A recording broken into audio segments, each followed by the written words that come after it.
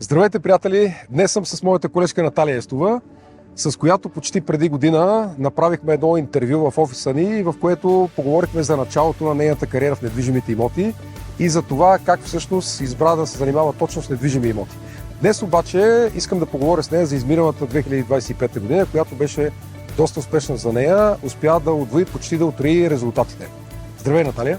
Здравейте! Благодаря за поканата. Наталия, кое беше това едно нещо, което направи такава голяма разлика през изминалата 2025 година за теб в бизнеса?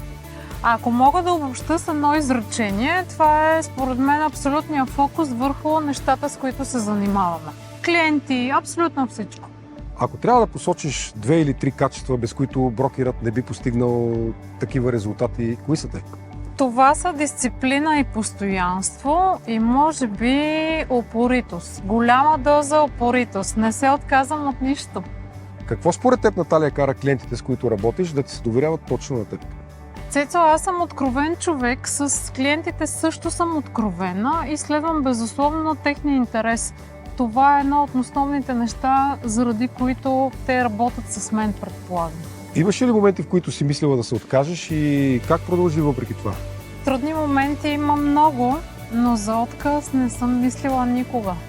Наталия, какво би казала на човек, който в момента гледа това видео и се замисля дали за него има място в сферата на недвижимите имоти?